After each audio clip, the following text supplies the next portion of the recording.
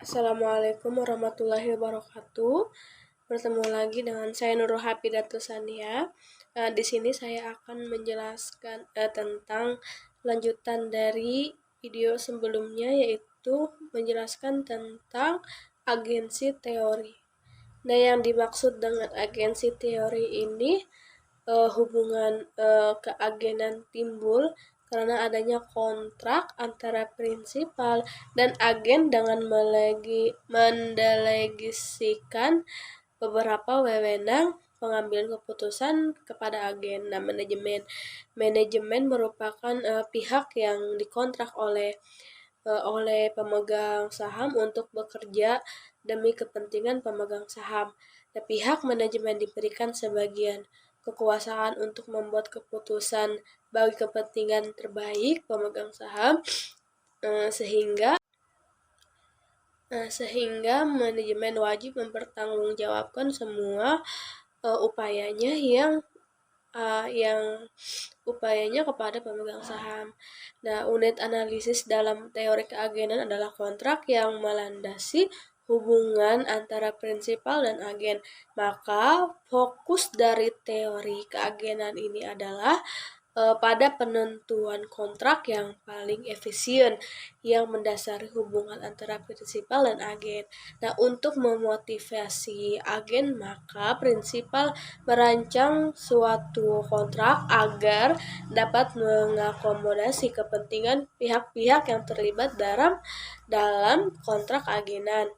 Nah, di sini kontrak yang efisien adalah kontrak yang memenuhi dua faktor, yaitu sebagai berikut. Yang pertama ada agen dan prinsipal memiliki informasi yang simetris, artinya baik agen maupun majikan memiliki kualitas dan jumlah informasi sehingga tidak terdapat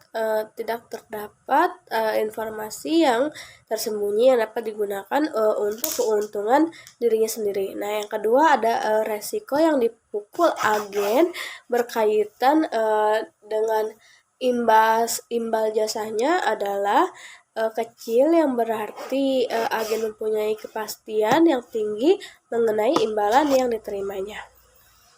Nah, di sini ada menurut Hadi Farjitno tahun 2013, agensi konflik dapat memicu timbulnya biaya-biaya keagenan atau agensi cost seperti biaya pemantauan, biaya pengikatan, dan kerugian residual yang seharusnya tidak terjadi bila perusahaan dikelola oleh pemiliknya sendiri. Nah, penjelasan masing-masing biaya keagenan adalah sebagai berikut. Yang pertama ada biaya monitoring. Nah, biaya monitoring ini yang dikeluarkan oleh prinsipal, biaya pengukuran dan evaluasi kinerja agen. Nah, biaya perencanaan dan penerapan indeks kompensasi manajer, dan biaya perencanaan dan penegakan peraturan atau kebijakan perilaku khusus, dan biaya perekrutan dan penggantian manajer, serta biaya terkait ekuitas pihak luar. Nah, yang kedua ada biaya bonding, nah yang ditanggung oleh agen, manfaat bagi manajer dalam kaitan dengan uang dan tidak terkait uang. Nah, biaya strukturisasi keuangan, biaya terkait covenant dan pembatasan perilaku manajer oleh pihak luar. Nah, biaya reorganisasi kas yang ditahan, serta biaya kerugian investasi. Nah, yang terakhir ada kerugian residual. Nah, residual atau loss sebagai pengurang kekayaan prinsipal, risiko yang ditanggung atas hutang belum dilunasi, dan biaya kebangkrutan. Nah, menurut teori keagenan, salah satu cara yang diharapkan dapat menyelaraskan tujuan prinsipal dan agen adalah melalui mekanisme pelaporan. Informasi merupakan salah satu cara untuk mengurangi ketidakpastian, sehingga memberi akuntan peran yang penting dalam membagi risiko antara manajer dan pemilik. Nah, di sini agen mempunyai lebih banyak informasi mengenai kapasitas dirinya, nah, lingkungan kerja dan perusahaan secara keseluruhan. Sedangkan prinsipal tidak mempunyai informasi yang cukup tentang kinerja agen. Ketika tidak semua keadaan diketahui oleh semua pihak dan sebagai akibatnya ketika konsekuensi tertentu tidak mempertimbangkan oleh pihak-pihak tersebut. Nah, hal ini mengakibatkan adanya ketidakseimbangan informasi yang dimiliki oleh prinsipal dan agen. Nah, ketidakseimbangan informasi ini disebut asimetri informasi.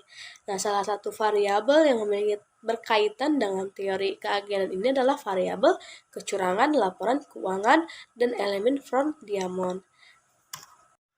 Ketidakseimbangan informasi ini yang disebabkan karena konflik kepentingan membuat perusahaan selaku pihak agen menghadapi berbagai tekanan.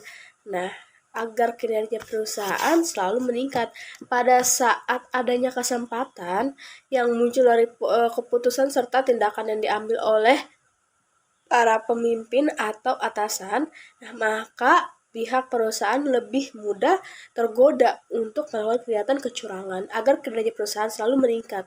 Nah, ketika kinerja perusahaan itu meningkat, maka tingkat pengembalian investasi yang diperoleh oleh prinsipal akan semakin tinggi. Nah, dengan adanya pihak-pihak yang berada di lingkungan yang cukup menekan pihak agen, nah maka membuat pihak agen merasionaliskan atau menganggap tindakannya melakukan sebuah kecurangan tersebut tidaklah salah dan manfaatnya posisinya yang dapat mempengaruhi orang lain untuk memperlancarkan tindakan kecurangannya.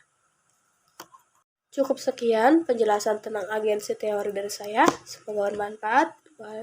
Wabillahi taufiq wal hidayah. Wassalamualaikum warahmatullahi wabarakatuh.